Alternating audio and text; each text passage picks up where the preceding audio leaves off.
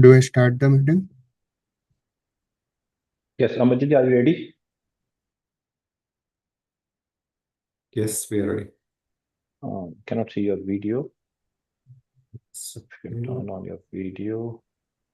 yeah, you can see me now. Yes. All right. I think we can start off and you can start the recording and Yeah. allow attendees to enter.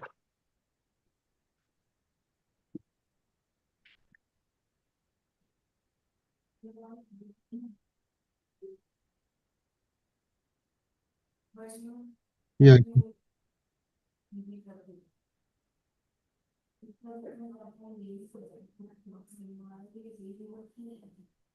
Yes, it started.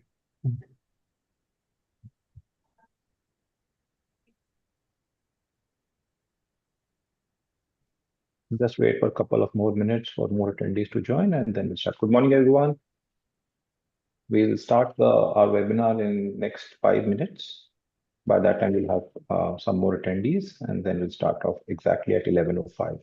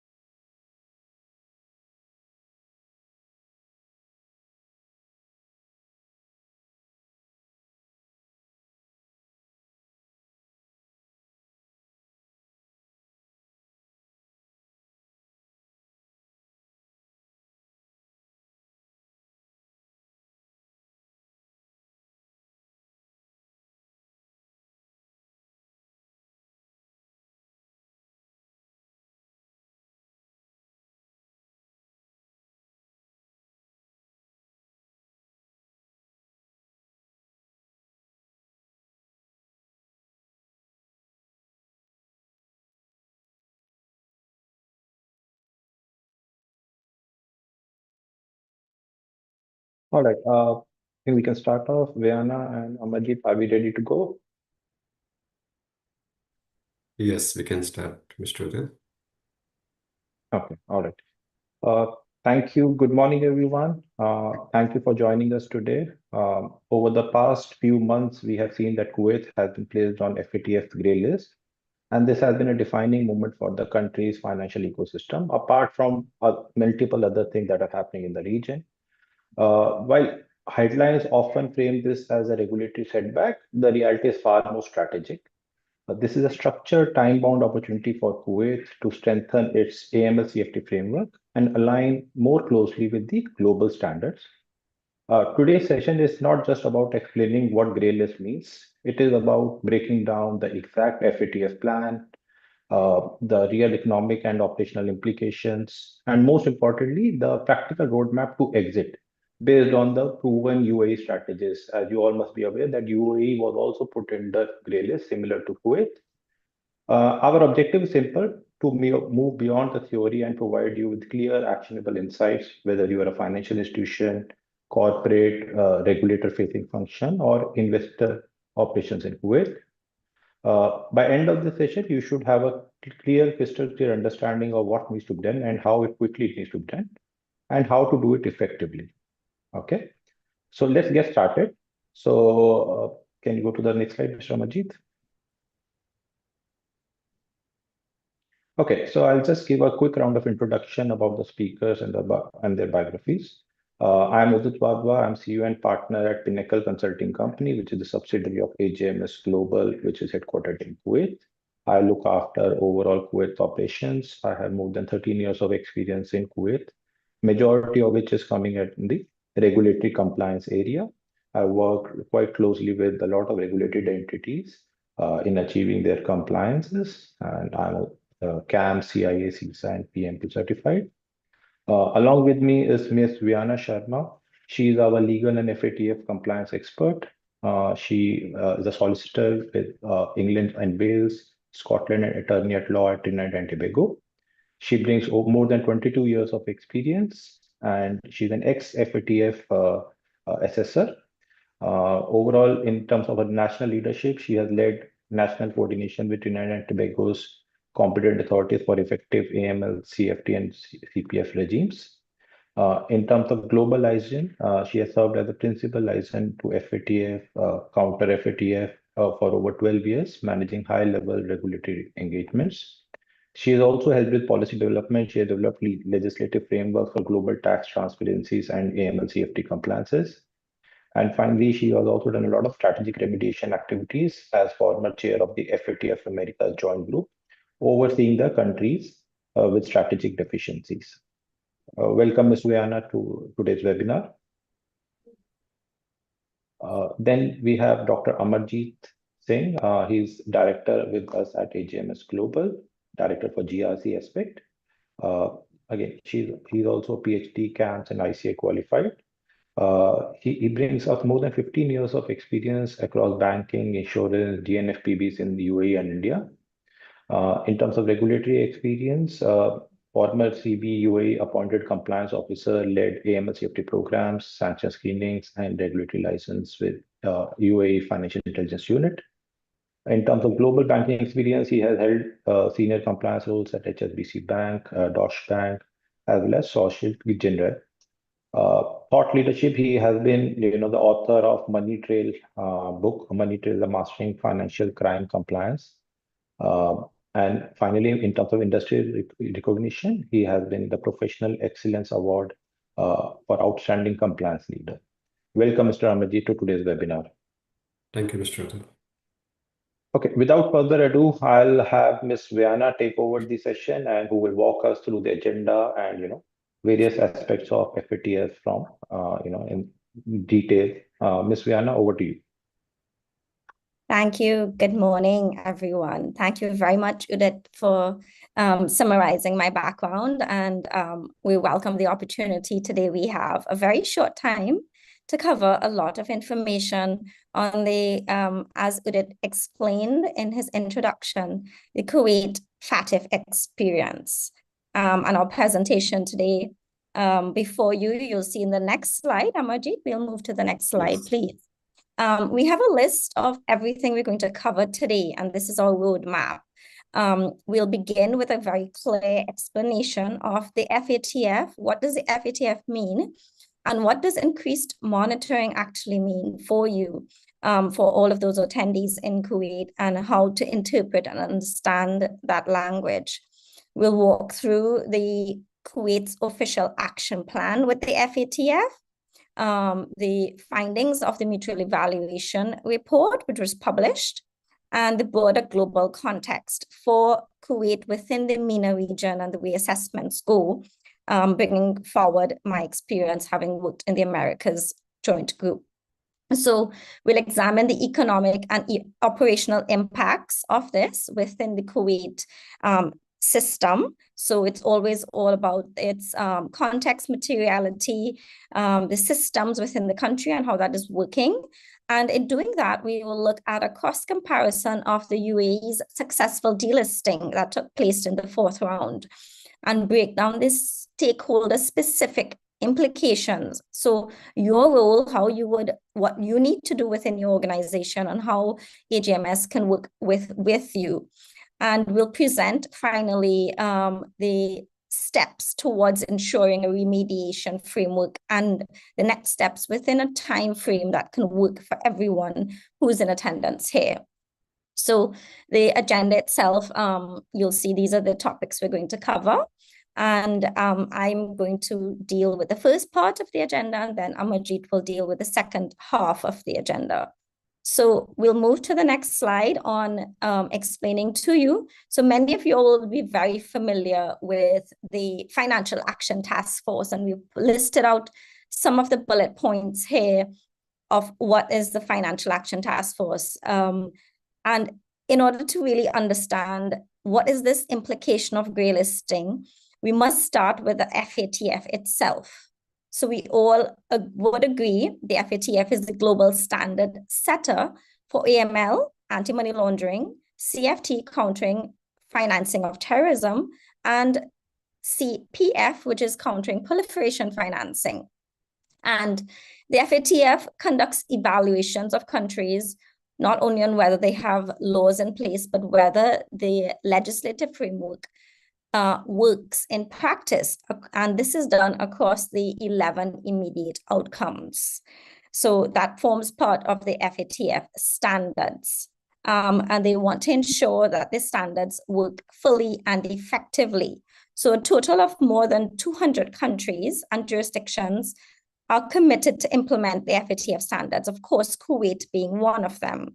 And they're assessed with the help of the 9 FSRBs, which is the FATF-style regional bodies. So we all know within our region, and that includes Kuwait, the MENA FATF would be the FATF-style regional body that conducts the mutual evaluation for Kuwait and also leads with coordinating on Kuwait's work through the ICRG process. And we're going to break down into what is ICRG and what does that mean for you. So the FATF implements this through its core framework, the 40 recommendations and the 11 immediate outcomes. As I explained, it does this via its monitoring and evaluation through a peer review process and the publication of mutual evaluation reports, and ongoing monitoring, which is done by MENA FATF for Kuwait and neighboring countries, which would have been similar for UAE. There is a deep-seated focus on the risk-based approach and versus the rules-based approach. And we see that being complemented to the findings in the reports and how that is measured and tested. And we see the FATF is moving into its 5th round, which we'll explain a bit more. The FATF is not a sanctions body, so we put that in so that you're aware that although it assists countries with reforms, it is to ensure that there are significant improvements. So it must be very clear that there should be no interpretation of the grey listing process being sanctioning, but rather to ensure that the risks are mitigated and to ensure that countries are taking effective action to improving their systems. So in looking at this, we'll move on to the next slide, Amarjeet. So this slide on increased monitoring, what is the grey list? So the FATF holds countries to account that do not comply with the FATF standards. And if a country fails to implement the FATF standards, which is the 40 FATF recommendations and 11 immediate outcomes, it can be named, the country would be named a jurisdiction under increased monitoring or high-risk jurisdiction. And this is often externally referred to as the gray and black lists. So we'd see here our focus would be on what is the gray list and what is the black list, as you can see in the slide before you. There are global safeguards to combat AML, CFT, money laundering and terrorist financing. And it's only as strong as the jurisdictions with the weakest measures that are in place, because what these weak measures allow and facilitate this action. We are aware that criminals can circumvent the weak controls to successfully launder money or move assets to finance terrorism through the financial system. So the key objective of the FATF is to identify countries with those significant weaknesses and those strategic deficiencies in their AML CFT regime, and to work with them to address those weaknesses. So the FATF process helps protect the integrity of the global financial system by issuing a public warning about these risks emanating from those identified jurisdictions. And these public warnings also put pressure on the identified jurisdiction to address the deficiencies in order to maintain their position in the global economy. So we want to ensure that with Kuwait, that their position is maintained, there is strength and stability within the financial system of Kuwait. So the public identification and the prospect of any public identification encourages countries to move swiftly towards making significant improvements. The gray listing means a country has committed and provided the highest level of political commitment through its national authorities to address these deficiencies, and it does not trigger countermeasures automatically. And you would see as you cross-compare on what the blacklist does, there is a trigger for countermeasures or the mandatory enhanced due diligence. It is not punitive and it does not automatically any trigger. It does not increase scrutiny from international partners, but rather regular reporting to the FATF, typically every 3 months. So it's a 3-month cycle that matches the FATF mutual evaluation, their meeting, their plenary process.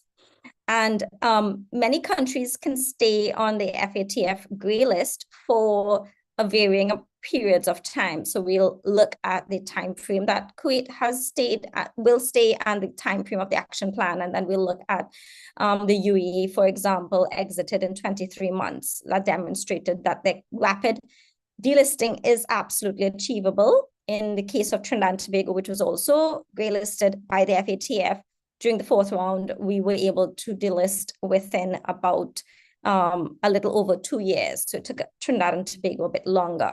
So as we move forward to the next slide, in 2026, Kuwait was formally added by the FATF, and the official statement was published. It acknowledged Kuwait's progress, but highlighted that remaining deficiencies must be addressed.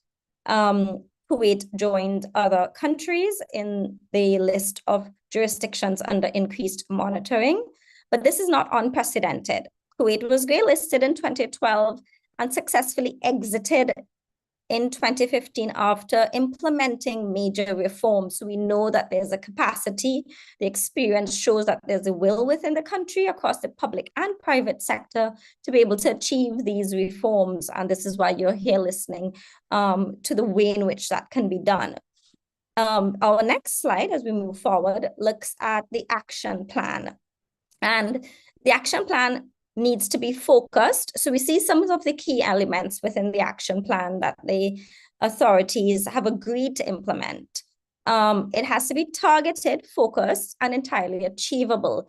And it is really important by the FATF and for the MENA FATF to ensure that Kuwait can achieve these items, that they are phrased and put forward in a manner that the authorities understand how to go about achieving these items and what they need to do to demonstrate to the assessment team, to the members of the joint group of the Middle East region, what they need to present.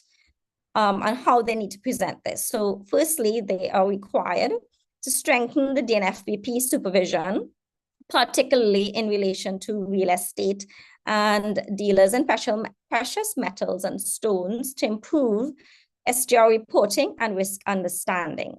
Secondly, the authorities are required to ensure accurate, verified beneficial ownership information supported by effective and dissuasive penalties. And there is a significant focus across the globe on beneficial ownership, complementing basic ownership and the use of that ownership information to progress with investigations. And thirdly, as we moved, as I mentioned, investigations, the final item would be on increasing money laundering investigations and prosecutions that are linked to cross-border cash and BNIs, which is bearer negotiable instruments. So these three areas directly align with the mutual evaluation effectiveness gaps and represent the fastest path towards delisting. So you'll see we'll go through some of the findings in the mutual evaluation report. And as we move forward in the next slide, we see Kuwait's political commitment to this action plan. So the strategic focus for the first one, which I mentioned, would be to target the vulnerable sectors, such as the real estate dealers and precious metals, those persons and jewelers working within the gold industry, and to boost their education, ensure that they're implementing sufficient monitoring within their compliance regime, so that these sectors better identify and then report suspicious activities. So are they able to identify within their framework when someone knocks on their door, a customer is in, and what items do they then document to report the suspicious activities, so the quality of the report. In terms of the second item, the strategic focus would need to be for beneficial ownership, verifying the registry data and looking closely at the elements within the registry data to ensure that it prevents from hiding any illicit funds, any shell companies, or front companies. And we know that there is a deep focus on those types of companies, whether they are being permitted to operate on the registry, and the use of sanctions. So proportionate dissuasive sanctions that are utilized, and it would enforce compliance by companies and deter false reporting. So it is really important. And this is a bilateral relationship, the reporting by the companies and then the maintaining of the information.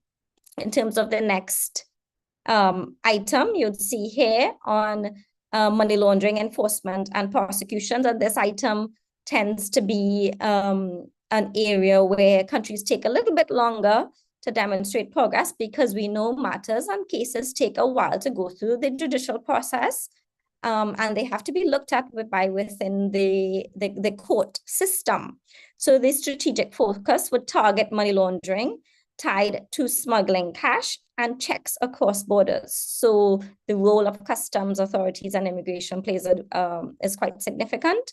And the coordination or the ramp up by law enforcement by border detection to successful court cases. So demonstrating the number of cases that you have, where are you with those cases? When I say you, I mean the national authorities demonstrating. So having those cases and documenting the progression with those cases, not only during this period of observation, which has been completed, but during the period of the action plan.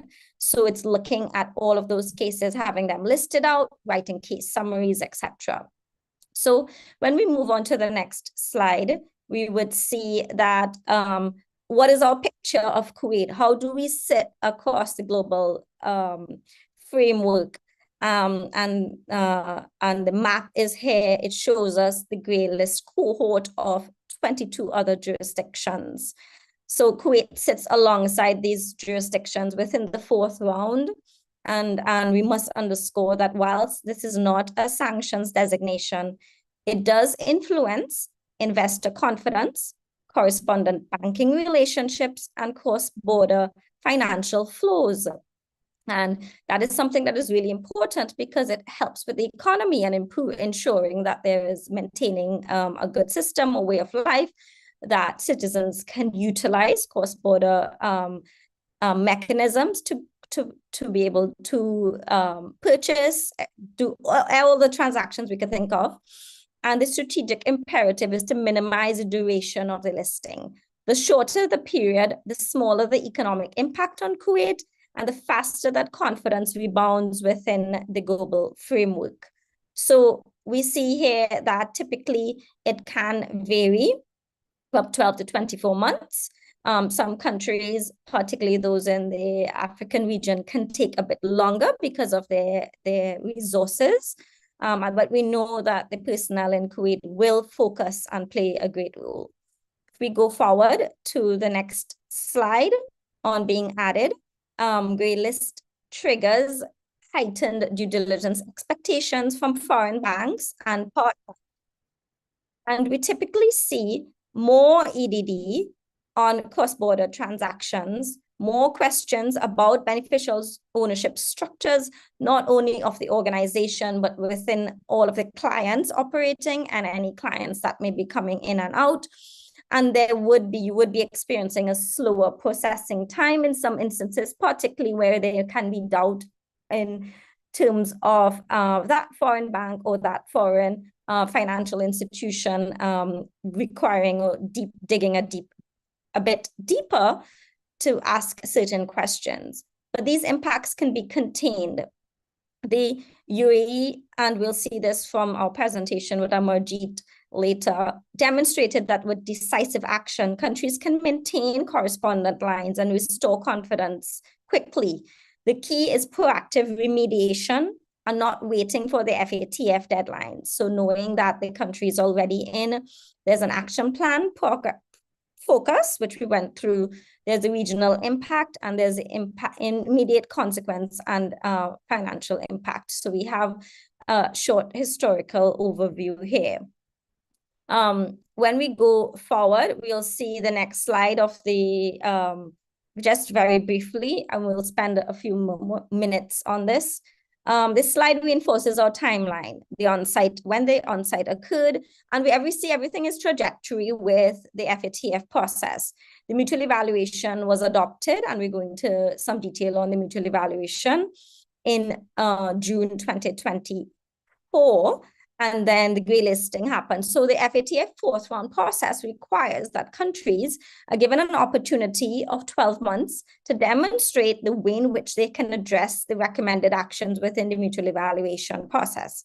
And once the team looks at, led by the FATF, the way in which those areas of remaining recommended actions have not been addressed sufficiently, they review the entire mutual evaluation and the list of action items across all IOs, and then examine which ones are the most strategic deficiencies. So which ones form the core deficiencies? And we see here, it is legal persons in immediate outcome 5, supervision on real estate and DNFPPs, and money laundering investigation and prosecution. And this is precisely what Kuwait expects, what the FATF expects Kuwait to address, and what the authorities would be looking at. For the next slide, in terms of the mutual evaluation, the report demonstrated that Kuwait had an adequate legal and supervisory framework to address illicit finance, but had serious shortcomings in delivering effective outcomes, including its understanding of investigation, prosecution of money laundering and terrorist financing. And of course, that is always linked to the risk-based approach and the risk findings in immediate outcome 1 through the national risk assessment. And of course, it ties back into the feed up from the process by the firm-wide risk assessment or the enterprise risk assessment, which complements the national risk assessment. So one feeds into the other, and the cycle then goes on. The Kuwait is, the FATF recognized that Kuwait is a high-income country with low levels of violent crime, but nevertheless faces money laundering risks from crime that includes fraud, corruption, forgery, and offenses committed abroad. The country is exposed to terrorist financing risks from terrorist acts and terrorist groups operating outside of the country. The report demonstrated that Kuwait has a basic understanding of the money laundering risks it faces at a national level and only has a low understanding of the terrorist financing risks. The authorities need to refine their understanding of these risks by carrying out comprehensive risk assessments of the non-profit organizations and the virtual asset service provider sectors and the misuse of legal persons for money laundering. The country they do have an increased number of money laundering investigations, but there are challenges in securing money laundering convictions without proving the underlying predicate offense. Many of the cases relate to simple cases of self-laundering. So given Kuwait's risk profile, the terrorist financing investigations and prosecutions, the number of them, they appeared limited by the authorities, with cases failing to reach conviction at the trial. The legal system, for example, does implement targeted financial sanctions for terrorist financing and the financing of proliferation of weapons of mass destruction. However, the actions to freeze assets with links to terror proliferation were not reflected in the legal framework. So you'll see those deficiencies reflected through the assessment, the technical compliance annex of the report, and we'll see the way in which those deficiencies identified the specific gaps by the methodology that was applied. Kuwait's Financial Intelligence Unit produces information to launch money laundering investigations and prosecutions, but terrorist financing investigations are mostly as the result of foreign intelligence. Kuwait has made a foreign policy objective, to confiscate proceeds of crime, and law enforcement has been able to confiscate valuable assets, including properties and assets located abroad. Banks and larger financial institutions have demonstrated that they have a good understanding of their risks, but the supervisors of DNFBPs need to focus more on beneficial ownership. So the lack of understanding means that there is no complete and reliable beneficial ownership information. So this is why the ratings that were given for these areas, and as you can see from this slide, show that the evaluation identified the three key effectiveness gaps of beneficial ownership, transparency. The registry was largely unpopulated and unverified.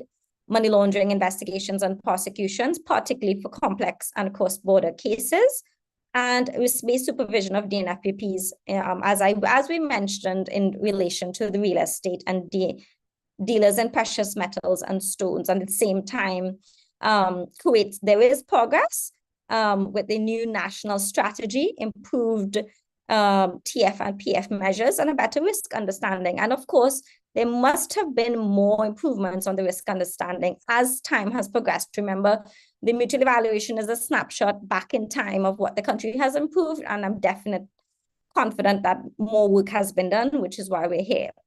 In terms of looking at the next slides, we have listed out in this slide the key elements within those immediate outcomes, the systemic issues across these three thematic areas, namely in preventative measures, supervision, and legal persons, where it identified that preventative measures were uneven. Banks performed relatively well, but DNFBPs struggled with their risk understanding, their BO verification measures, and the STR reporting threshold.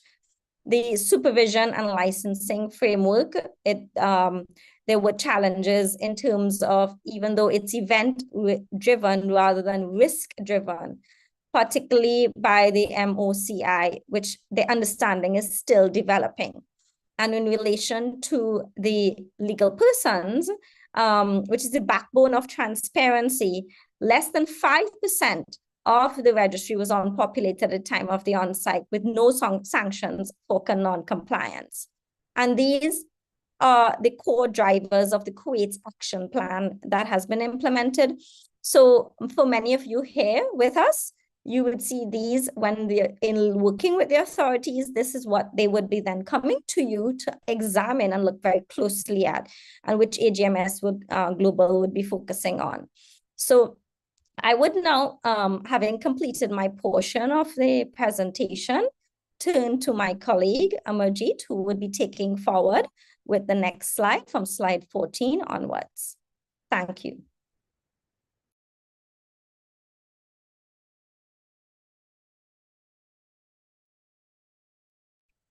Thank you, Ms. Viana. Mr. Abhijit, can you please take it over from here? Thank you so much, Rihanna, for clearly walking us through the FATF framework, Kuwait's current position, and the key gaps identified. It was a fantastic session. Once again, thank you so much. Now, in the second part, I will now take it forward and focus it on what really matters from here now, how Kuwait can respond effectively, and what lessons we can draw from the UAE experience, and what practical steps institutions and the stakeholders should take to move forward for delisting from that. So, if you can see on the slide, we have some kind of analysis. What we have done is like imagine waking up one morning and discovering that the country's economy has suddenly become 7.6% smaller in the eyes of global investors. It's not because of oil prices, but it's because of a single gray listing. So this is what the IMF quantified its 2021 working paper. On this slide, you can see the cold hard numbers. On average, the gray listing countries losses around 7.6% of GDP in total capital inflow, which is a huge amount, and 3% of GDP in foreign direct investments. So while the IMF has shows this theoretical cost and all, that UAE lived it in a very real time. So in the first quarter of 2023 alone, we can see here that just 3 months, the central bank of the issued more than 150 million fine related to AML and regulatory breaches and everything. So because when the FATF grade listed hits, the regulator moved very, very fast to demonstrate effectiveness of the supervision to the world. So that was the biggest change what we have seen in the UAE after this one. But in February 2024, exactly after 23 months after being placed on the UAE grey list, we have seen the UAE was removed. And within a week, the investor confidence again definitely returned, and the transaction cost, it got normalized and the capital started flowing again. So that is a huge impact what we have seen in terms of grey listing and how the UAE has came out. So we have seen a large number of fines in last 2 to 3 years the UAE has imposed on various regulatory institutions and everything because of AML breaches. So, but talking all these IMF studies and everything impact on the country level, global level, but what lessons we have learned from this? Okay, so let me share with you what lesson the UAE has learned from that. So there are four important things that worked really brilliant for the UAE, and that was the targeted DNFPB outreaches. They have done a lot of outreaches. What we have seen, sector specific red flag trainings, which produce a massive STR search. So what we have seen in during 2022 to 2024, there was an increase of around 96% of STRs in that. Also, the beneficial ownership registry remediation they have done, which was a strict sanctions enforcement, which was turned a very weak rating into the strong one. And the most important thing that was here, that was the technology and the training. They have also introduced a lot of automated systems and the role-based training that created an audit ready kind of frameworks overnight. And the most important was a proactive engagement also. So there was a constant dialogues with the regulators that we made on site. We have seen a lot of seminars, webinars, taken by the CBUE here in different for different sectors. Even I myself attended, I think, more than 7 to 18 webinars during this 1 year of time. So different topics used to take us on, suppose on STR, sometimes on real estate, sometimes on beneficial ownership and all. So that was a very, very engaging session with the regulators, what we have seen during that period. So what didn't work out, but was a delayed DNAPB supervision. So that was resulted as, especially in gold and real estate sector, that was triggered a very heavy fines and the licensing actions also. So by having all these things, the lessons what we have learned is really a improvement what we have seen in terms of AML CFT regimes, AML CFT framework across all the sectors here. Moving on to the stakeholder impact. So now let us make this personal for every stakeholders in the room, what we have today. So let us understand from the country level impact, what is there. So if we talk about the country level impact, what we have seen is that non-oil FDI, which will be under pressure, major mega projects, which are seeing investors hesitation. We can also see the borrowing cost might be increasing, and the correspondent banking relationships are very much strained now, and they are longing processing time. They are taking much longer time and asking more information, verifying the more detailed, in detail verifications and everything. And that's a more pressure on the compliance team as well. So what we can do in this, in the immediate action, what we can do, we can execute a 3-level point plan, which is an interagency committee, what we can develop. We can also have a DNAPB outreach for real estate and for jewelry sectors. We can also have a beneficial ownership enforcement and all these. And also we can also work on the launch prosecution tied to cash or any bearer negotiable instruments. So let me give you an example here. What happened in the UAE? The UAE issued over 370 million fine, AML fine in 2023 to 24, and still they are rebounding into the months. So Kuwait can also replicate the UAE's 23-month exit timelines, but only through a decisive action, which we can start from now onwards. Talking to the financial institutions and all, so our banks, our financial institutions, you are already feeling very strict now. EDDs from the correspondent banks, which will be including your intensify, due diligence, higher fees, and intensified CBK audits, and definitely will be there. So for this, the priority for us should be we should perform an immediately comprehensive gap analysis against the FATF and the CBK regulations. That is the first step what we can take. The second step what we can take is to upgrade the risk-based CDDs and EDD policies, our UBO details, our TFS screening, ensure that TFS, our system, the sanctions screening systems are working fine. They are well fine-tuned and everything, and also on automatic monitoring and the screenings and everything. So in UAE, if we can see, the banks has implemented automated beneficial ownership screening, which has kept 100% of their correspondent lines, and they have also avoided the fines from the correspondent and from the regulators as well. So the same proactive remediation can also will protect your business, business continuity here in UAE as well. If we talk about the investment companies and family offices, okay, which we can categorize category C. So family offices like investment companies or US or EU management funds and all. So they have already under demanding detailed source of fund and the source of wealth for those documentation. Definitely that will be a critical action now to adopt to ensure all transparency policies, the map every UBOs and eliminate any bearer shares and everything. Now, what policy was opted by the UE in the parallel run? There was UE family offices. They have clearly cleaned all the UBO structure. They've updated the UBO structures clearly during that grey listed period. So that gave them experience for zero rejections, and they also improved the rating, which was one of the fastest seen by the FATF also, but we have seen in that. So ultimately, that was a transparency in UBO structures and everything that made them very, very clear and avoided any fines or any penalties from the regulators as well. If we talk about the larger corporates and everything, which includes your multi-country operations like a trade finance, delays or will be there like a vendor security can be expected from that side. And for that, the strategy, what we can opt for that, it's a one group AML policy, which is very, very important part. What we have seen a different AML policies in the different region, but yes, we have to ensure that each policy has to be updated based on the region-wise expectations and everything. So one centralized UBO registry can also help us to understand the UBO gaps and everything. And also risk-based vendor screening, which plays a very, very important focus on the real estate and DNAPB sectors here. So in the UAE also, that was a major trading houses which achieved a zero LC delays by centralizing the UBO data and also reducing the ad hoc queries by 80%. So that was the most important part, what large corporates and everything can be impacted. And this is how they can ensure they have a proper group AML policies, have a proper centralized policies, have a proper vendor screening systems, automated screening systems, and everything that can help them focus to achieve the expectations of the regulators here.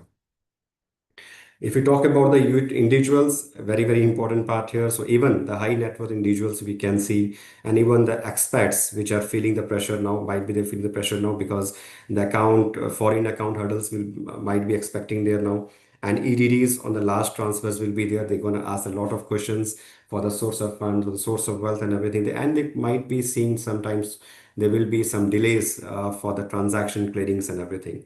So to avoid such kind of delays and all, what we can do is to always ensure that we should maintain a clear source of wealth and source of fund trial for each and every transactions, and we should use the regulated channels and also digitalize 3 to 5 years of record. That is very, very important part here.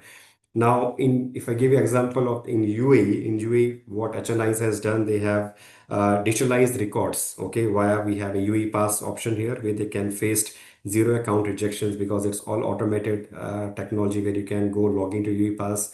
UAE automatically captures your full information of the customers, and automatically the KYC verification is done. So that is one of the step which we also have taken. Most of the institutions has applied this one in their KYC processes as well. So, uh, if I give you one example here, uh, this was one case study what we have one which has I thought of sharing with you. So let me bring this life, the real life UE example. There's a tier one bank was there. So the challenge what they were facing that there's a critical low STR filing from the real estate and DPMS clients. So and there was a manual BO screening, beneficial owner screening, and the 90% of false positive rates were there. So that was a major deficiencies what they will be having that. Now, AJMS, once we have deployed a 90 days remediation plan for them, where we gave them automated sanction screening platforms, where we gave them a complete red flag trainings and performed a full gap assessments on that, in which in turn the result, which is in search, we can see a huge improvement in the STR volumes, which is definitely the high quality volumes, and also the 100% retention of correspondent banking lines. So also the HMS has helped them to improve their AML compliance, complete framework, the risk assessment frameworks as well. So if we talk about the other case studies or something, there are a lot of things, but we didn't bring up everything. So thought of sharing with you the most important thing, what we have worked with the regulators and all.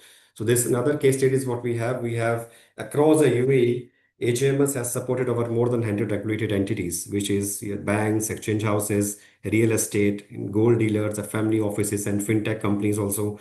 So we delivered a rapid action remediation plan for them, like a QA testings, specialized trainings, the independent assurance, and everything. So every single engagement what we have done with any of the clients was resulted a very good results for each and every institution. So the same proven methodology is now available in Kuwait through our local subsidiary office, which we have, which is Pinnacle Consulting as well. These are some of the examples what we have done for many of our clients in UAE. We have, as I mentioned, we have worked with all types of regulatory institutions. So whether you are a bank or you need a transaction monitoring model validation, or you need a real time, or if you're a real estate firm, you need a CCD remediation, or a family office where you need a UBO mapping, or a fintech, or anything. So we have done it at large scale in the UAE under the FATF when there was a FATF pressure from there, and our clients just didn't survive with that, but they also emerged a stronger AML compliance framework which they have proven to the regulators. So that was the biggest step what as a HMS what we also have taken in UAE. So this is very, very important. So why partner with HMS and Pinnacle here now? So is we have a hands-on track records, as I just mentioned the previous slides.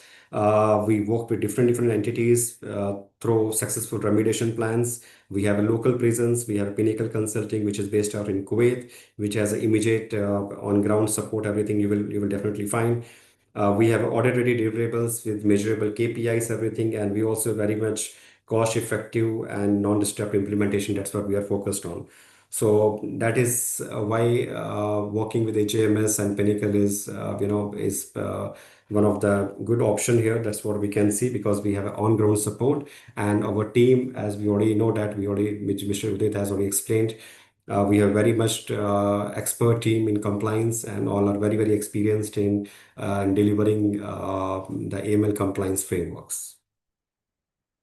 So apart from that, if we talk about the HMS and Prequel, so we have our methodology, how we work with our clients and all. So we have methodology is very, very simple. We have a proven methodology and we have already battle tested in the UAE very well. So what we offer is like we have a complete risk and gap assessment methodologies. Okay, we have implementation oversight methodologies, what we can see, which include the remediation of your controls, establishment of your board oversight data and everything. We have a policies and statutory reports where we can update your policies, we can draft your policies, we can do the gap assessment on the policies, and also work with you closely in terms of STR reporting guidelines and everything.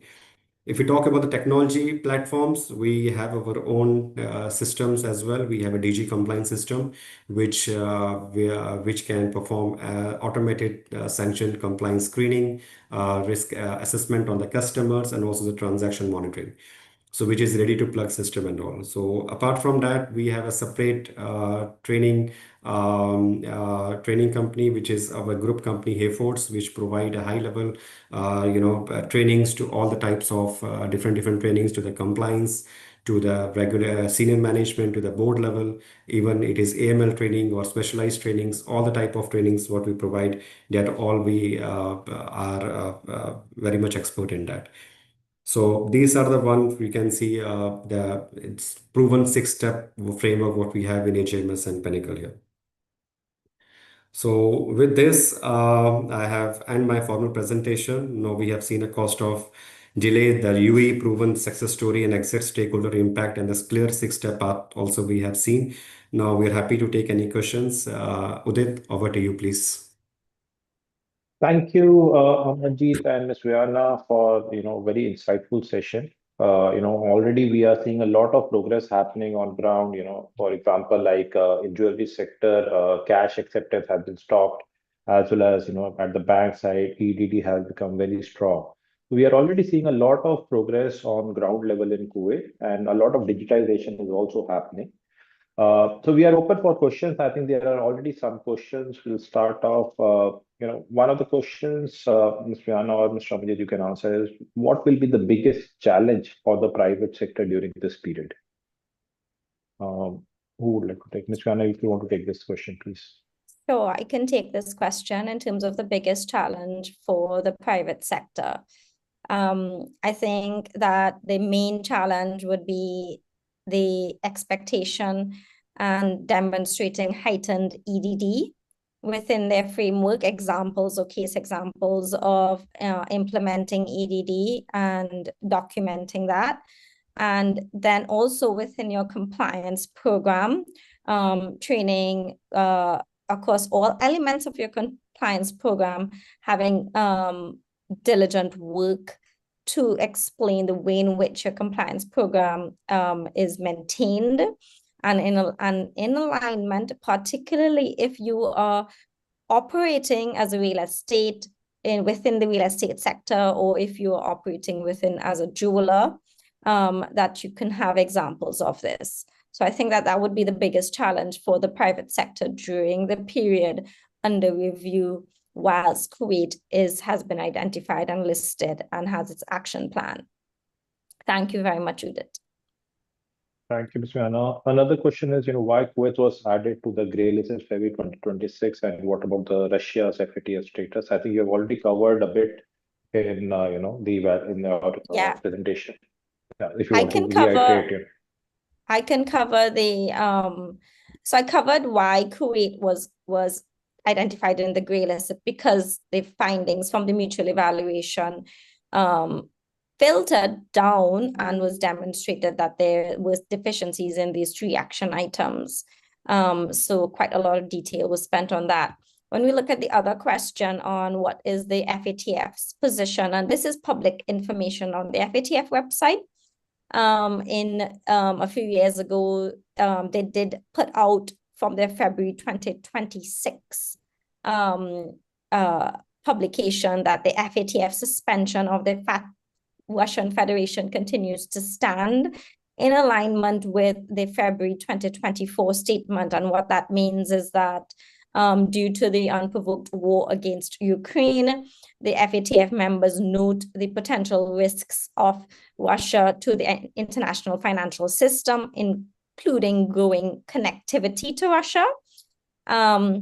So they see these risks as being quite grave, and they've encouraged FATF members to take proactive measures to protect themselves. So they call on all jurisdictions to remain vigilant due to these risks of proliferation financing, malicious cyber activities, and ransomware attacks.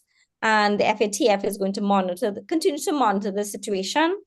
The FATF has maintained that the Russian Federation is still suspended. So thank you, Udit. Thank you, Ms. Viana. I think last couple of questions more on the technology side. So one of the comments is that day-listing today seems less about compliance on paper and more about proving that the system actually disrupts financial crime in practice. I think that is very key, very evident these days.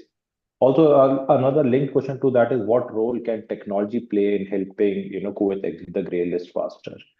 So Amarjeet, if you want to take it. Yeah. On this one. So I think technology, as I mentioned in my slide also, so that's a very, very important question here. So what happens that definitely they are looking for to having a strong transition monitoring in the screening systems. That is one of the important part here. So it's not only having a the screening system, but it is ensured that the screening systems engines are completely working fine. They are having able to identify the unusual transactions or anything. And the most important thing is a fine tuning, which plays a very, very important role. And second thing, what I can see the technology, second, we can be AI or machine learning. If, as we have seen that the world is moving towards the AI, that also will definitely helpful for that. That can help to reduce the false positives and even to identify any kind of hidden patterns and everything. And the third thing, what we can see is a digitalization of KYC onboarding. As I give you the example now in UAE, what happened, we had a UAE pass which has come up, right? So which makes very, very easy for the performing KYC. Everything is digitalization, everything is verified and all. So I think that three important things what can be used, which plays a very, very important part in terms of technology. Thank you, Amarjeet. I'd just like to add on to that. See, overall, any kind of compliance require three kinds of controls. One would be at people level, one would be at the technology level, and the third would be the process level. So in terms of technology, yes, we can have systems in place, like say, okay, we can have strong onboarding solutions, we can have sanction screening systems, we can have transaction monitoring systems. So all those will help in the technology aspect. In terms of the processes, we need to look at all the financial institutions, they need to look at the policies and procedures that are defined and how they can upgrade it to ensure that they are compliance ready. And the third thing is the people aspect. Apart from technology and processes will not work effectively if the people are not trained. So training is another important aspect that we need to take care of. So once all these three factors are taken into consideration, I'm sure that Kuwait will be at a much stronger place in terms of compliance. I think I have one last question. Okay, so the question is for a DPMS company operating with it, is it acceptable to implement a manual customer screening process for AML CFT, or is there a regulatory requirement to adopt an automated screening system? Okay, so ideally, in terms of the requirement, it should be an automated. Okay, so that there is no manual intervention that is there. But until you have the automated system, you should definitely ensure that manual customer screening is being done and eventually aim for getting an automated system in place. Mr. Amarjeet or Ms. Viana, if you want to add anything on to that. Just thank you, Udit. I think you very much covered this question, but just want to add one more point here. We know that manual screening is very, very difficult now because we have to follow different lists and all. We have, if we just do the manual screening, we don't get a proper result out of that because it needs to check the fuzzy logic, to check different logics and all. So it's always, regulators always prefer to have an automated screening, even though we don't need to go for a high-end $1 million system. You can just buy any small system which will definitely serve your purpose. So as I mentioned in my previous slide, HMS have kind of DG system, which is very, very in a nominal rate where you can just put your names and everything. It will screen your customer. So as I mentioned, as Mr. Uditat mentioned that, it's very, very important to have a, automated system instead of having a manual systems.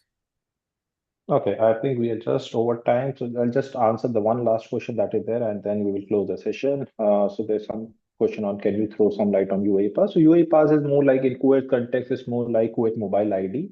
Yeah. So a lot of transactions now are happening digitally to ensure that, even the onboarding aspect, so that the data integrity is taken care of, and, there is no manual intervention. What we were talking about, we need the systems to be automated so that there is no room for error and it is more efficient. So that is, the UAE Pass is similar to what we have in Kuwait Mobile ID in Kuwait. Mhm. All right, with that, we end our session. We will be coming back with more of such insightful sessions. Our email addresses are mentioned on the screen. If you have any further questions or if you would like to know more about our services, please feel free to reach out to us. Thank you, Ms. Viana and Mr. Amarjeet, for giving us the time and answering all the questions and walking us through the nitty-gritties of FATF as well for Kuwait as well as for UAE, the lessons learned in UAE. So thank you very much, and we look forward to having you both again on many such sessions. Thank you. Thank you so much, Thank you everyone for attending. Thank you, everyone. Thank you very much for the Thank you very opportunity, much. and have a good day, good afternoon. Thank you.